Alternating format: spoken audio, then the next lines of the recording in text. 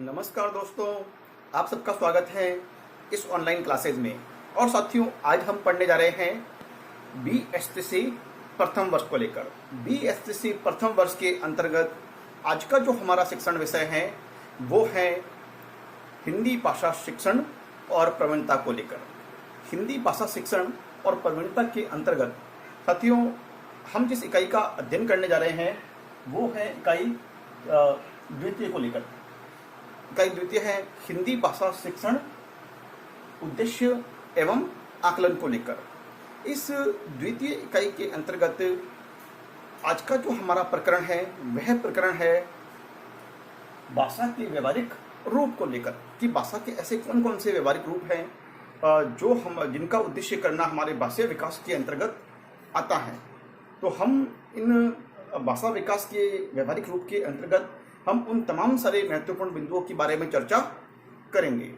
तो साथियों, आइए हम इन व्यवहारिक रूप के बारे में क्यों जानकारी हासिल करते हैं, या हम बालकों में भाषा के व्यवहारिक रूप को क्यों शिक्षित करना पड़ता है, क्यों संवर्धित करना पड़ता है। तो इसके बारे में प्रत्येक उद्देश्य के बारे में हम प्रति उद्देश्य के द्वारा हम यहाँ पर चर्चा करेंगे। तो साथियों, आज का जो हमारा जो मुख्य बिंदु है शिक्षण बिंदु, उस बिंदु का नाम है ज्ञानपरक या ज्ञानात्मक उद्देश्यों को लेकर। हम यहाँ ज्ञानपरक उद्देश्य या फिर ज्ञानात्मक उद्देश्य भाषा के अंतर्गत, तो उसके बारे में आज हम चर्चा करने वाले हैं। तो आइए साथियों, हम बढ़ते हैं अपने प्रकरण की ओर। साथियों, सर्वप्रथम मैंने इसे दो भागों में विभाजित किया है। पहला जो भाग है ज्ञानात्मक उद्देश्य, और जो दूसरा या द्वितीय भाग है वो है अपेक्षित व्यवहारिक परिवर्तन। कि आप जो ज्ञानात्मक उद्देश्य में जो गतिविधियां करेंगे या फिर जिन जिन गतिविधियों के माध्यम से बालकों को सीखने सिखाने का अभ्यास करेंगे, तो उन सीखने सिखाने के अभ्यास के दौरान उनसे अपेक्षित बालकों में अपेक्षित परिवर्तन कौन कौन से आपको दृष्टिगत होंगे। तो आइए साथियों, हम बढ़ते हैं अपने प्रकरण की ओर। तो साथियों, यहाँ पर सबसे पहला जो प्रथम बिंदु है ज्ञानात्मक उद्देश्य का वो है भाव तत्वों का ज्ञान। भाव तत्वों का ज्ञान, और भाव तत्वों के ज्ञान में हम किन किन गतिविधियों के द्वारा या किन किन विधाओं के माध्यम से हम बालकों में ज्ञानप्रद उद्देश्य को विकसित करने का प्रयास करेंगे। तो साथियों, सबसे पहले है ध्वनि, वर्ण, शब्द, वाक्यों का उच्चारण, शब्दों की वर्तनी, शब्द भेद, संधि, समास, प्रत्यय एवं उपसर्ग, मुहावरे और लोकोक्तियों, पद, वाक्यांश एवं वाक्यों का गठन, वाक्यांश एवं वाक्यों का गठन, व्याकरण शब्द निर्माण, जो व्याकरण में शब्द निर्माण, तत्सम एवं विलोम का ज्ञान। तो साथियों, ये तमाम सारी बातें, इसमें पूरा व्यवहारिक व्याकरण आ गया है, जिसमें हम इन सब का उपयोग करते हुए भाव तत्वों का ज्ञान विकसित कर सकते हैं। इनके माध्यम से जैसे लोकोक्तियों का उपयोग करते हैं, तो हम लोकोक्तियों के माध्यम से एक भाषा में चमत्कार उत्पन्न कर सकते हैं और उसमें भावों को और ज़्यादा हम उद्दीप्त कर सकते हैं।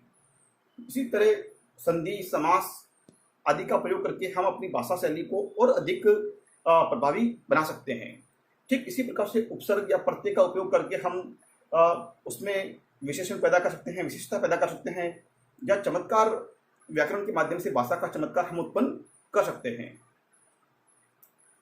और अगला जो बिंदु है इसका वो है विषय वस्तु का ज्ञान। अब भाव तत्वों का ज्ञान हमने यहाँ पर इन विधाओं के माध्यम से जो विकसित करने का प्रयास किया है, जागृत करने का प्रयास किया है।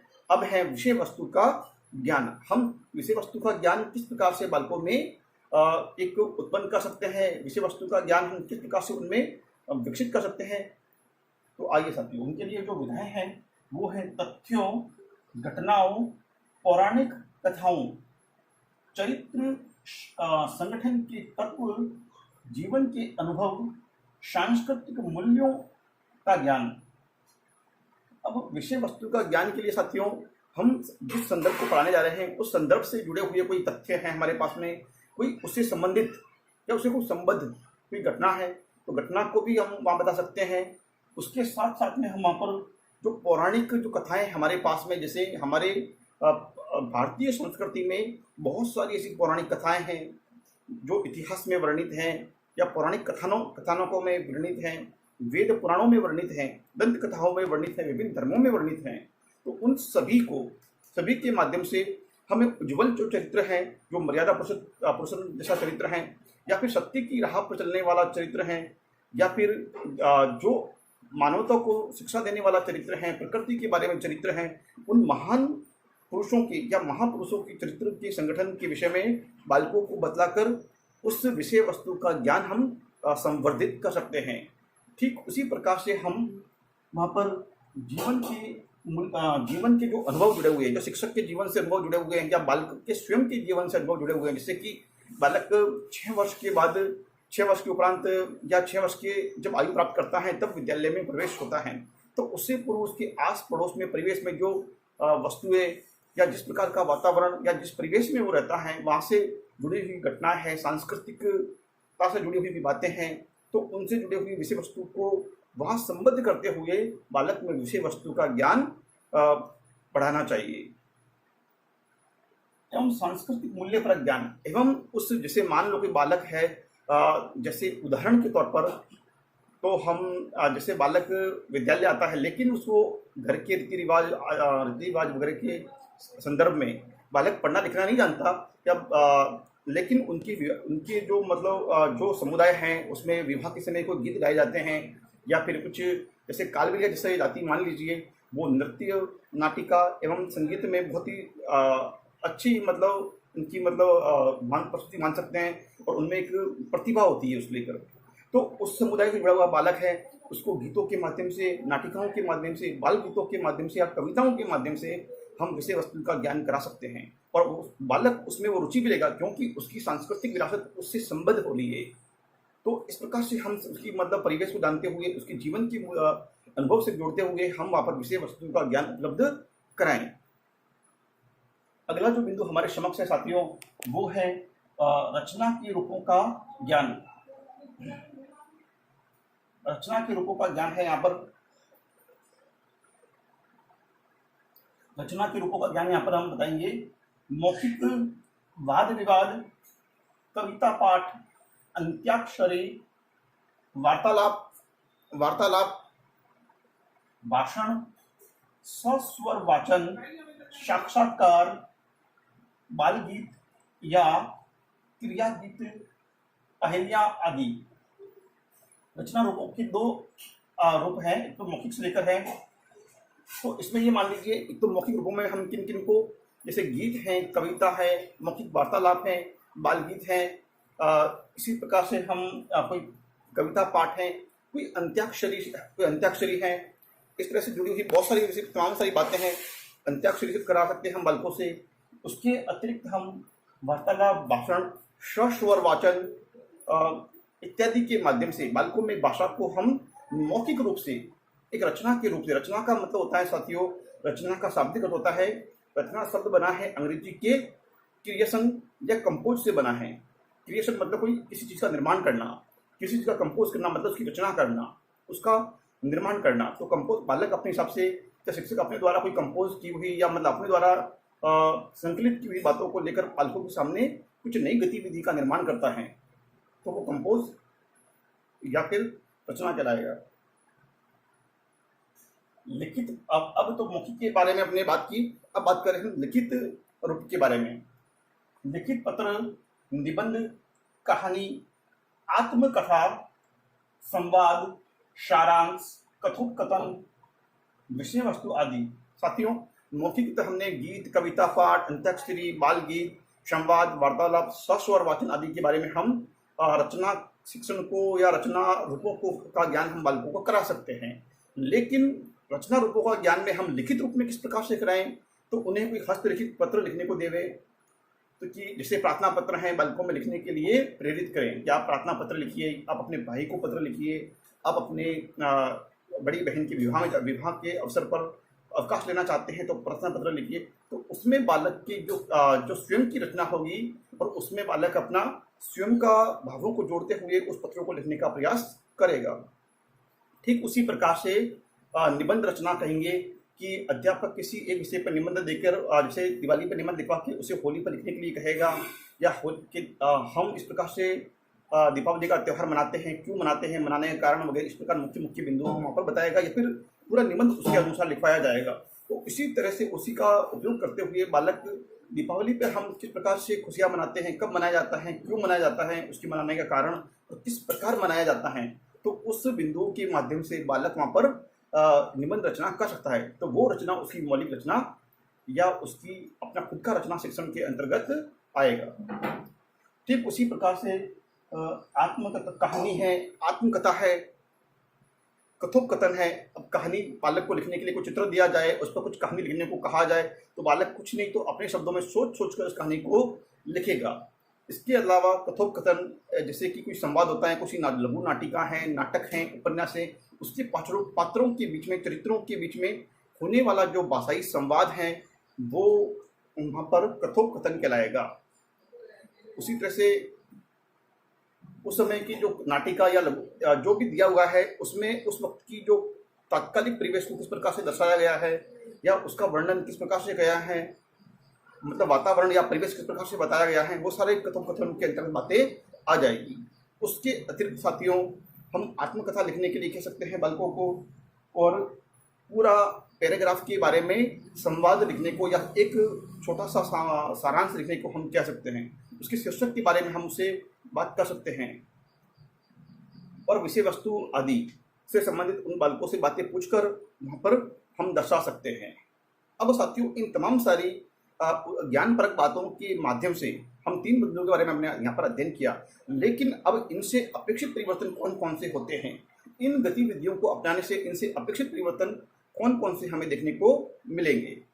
तो साथियों सबसे पहला अपेक्षित व्यवहारिक परिवर्तन होगा वो है बालक ध्वनि, वर्ण, शब्द और वाक्यों को पहचान सकेगा। बिल्कुल सही है साथियों, इतना प्रयास हम करेंगे तो बालक यहाँ पे ध्वनि है, वर्ण है, शब्द है, शब्दांश है, वाक्य है, वाक्यांश है, इन सभी को वो पहचान सकेगा और उनकी पहचान कर उसे अपनी भाषा में उपयोग करने का प्रयास भी कर सकता है। ठीक उसी प्रकार से वह इनके उदाहरण प्रस्तुत कर सकेगा। बिल्कुल साथियों, इतनी जब बात उसमें आ जाएगी तो वो अपने द्वारा उसको पहचान कर कुछ उदाहरणों के माध्यम से उनको व्यक्त करने का प्रयास भी करेगा। उसके उपरांत वह तीसरा बिंदु यहाँ पर दर्शाया गया है, वह वाक्य रचना में अंतर, विभेदीकरण व वर्गीकरण कर सकेगा। वे कोई भी वाक्य रचना उसके सामने, चाहे वो सरल हो, मिश्रित हो, वाक्य रचना उसे दी जाए तो उस वाक्य रचना में वो विभेदीकरण मतलब उनमें वो अंतर बता सकेगा। अंतर के मामले में वो दोनों पक्षों के बारे में बता सकेगा और उनका वर्गीकरण भी कर सकेगा। उनको मतलब दोनों वाक्यों को विभाजित करके उन दोनों का अर्थ को बारे में समझाने का प्रयास वहाँ पर कर सकता है। वह इनका प्रत्यादि ज्ञान या पुनः स्मरण कर सकेगा। वे पढ़ी या सुनी गई तथ्यों, घटनाओं, पाठ या जो रचना है उसके बारे में वो प्रत्यादि ज्ञान कर सकेगा। उसके बारे में वो दोबारा उनको अपने ज्ञान में समाहित कर सकेगा, उनका पुनः स्मरण कर सकेगा। जो पढ़ी बातों को पुनः स्मरण करेगा कि मैंने क्या सुनाया था, गुरुजी ने क्या पढ़ाया था, उसके बारे में क्या बात थी और उस कहानी के अंतर्गत निहित शिक्षा क्या थी, उस कहानी में अच्छे पात्र कौन से थे, बुरे पात्र कौन से थे, तो उस बारे में वो पुनः स्मरण कर सकेगा और उस विषय वस्तु या घटना को पहचान सकेगा। उसके बाद 6 नंबर का जो बिंदु है उसमें बताया गया है कि वह शब्दों के उच्चारण व वर्तनी की अशुद्धियों को पहचान सकेगा। ये बात भी है साथियों, मौखिक तौर पर वो क्या करेगा, यदि अध्यापक के द्वारा या फिर किसी के बारे में जो पढ़ने के लिए या फिर किसी मिसप्रिंट कह सकते हैं उसे, मतलब जो मुद्रण संबंधी जो उसमें त्रुटियां हैं उनको वो पहचान सकेगा, या फिर किसी के सामने उच्चारण किया जा रहा है तो उनको भी वो सुनकर पहचान सकेगा एवं उन अशुद्धियों या वर्तनी संबंधी जो अशुद्धियां हैं उनको पहचान कर उनको चिन्हित कर सकेगा या फिर अपने गुरुजी को बता सकेगा कि इसमें मतलब मुद्रण संबंधी त्रुटियां दी गई हैं, ये ऐसे नहीं ऐसे होगा। उसके बाद में वह वर्ण से शब्दों से वर्ण में रूपांतरण कर सकेगा। इस प्रकार वे वर्ण से शब्द बना सकेगा, शब्दों से वर्ण। मान लीजिए कोई वर्णों को जोड़कर एक शब्द बना सकेगा, जैसे 2 वर्णों का शब्द 4 वर्णों का जो शब्द है वो बना सकेगा। या फिर कोई शब्द दिया हुआ है उसका विच्छेद कर सकेगा, उसको उसका विश्लेषण कर सकेगा, उसका विच्छेद करके वो प्रत्येक वर्ण को अलग अलग कर सकता है। वह जो अष्टम नंबर का जो बिंदु है वह इन्हें शुद्ध रूप में पहचान सकेगा व अशुद्धि में सुधार कर सकेगा। यह मतलब जो त्रुटियां आई हैं उन त्रुटियों को शुद्ध रूप में पहचान कर सकेगा कि इसका शुद्ध रूप ये होगा, और उन त्रुटियों को दूर करके अशुद्धि का निवारण कर सकेगा। वह पड़ी हुई जो नवम नंबर का जो बिंदु है, नवम स्थान पर जो बिंदु दिया गया है वह यहाँ पर है। वह पढ़ी हुई विषय वस्तु को पहचान सकेगा कि जो बालक के द्वारा कोई विषय वस्तु दी गई है तो उसे वो पढ़ सकेगा और पढ़कर उस विषय वस्तु के बारे में पहचान कर सकता है। और 10वें नंबर का जो अपेक्षित परिवर्तन के अंतर्गत जो बिंदु यहाँ दर्शाया गया है वो है साथियों, बालक इन तत्वों में अंतर या परस्पर अंतर कर सकेगा, उनकी तुलना कर सकेगा। बालक जो इनके सामने जो तत्व दिए जाएंगे उनकी पहचान कर सकेगा, उनकी तत्वों को पहचानते हुए उनमें अंतर कर सकेगा। तो साथियों इस प्रकार बालक में अपेक्षित परिवर्तन हमें दृष्टिगत होंगे। तो साथियों आज हमने पढ़ा ज्ञानात्मक या ज्ञानप्रद उद्देश्य के बारे में। तो साथियों आज की इस वीडियो व्याख्यान में इतना ही। हम फिर मिलेंगे अगले वीडियो व्याख्यान में, तब तक के लिए बहुत बहुत धन्यवाद। जय हिंद, जय भारत।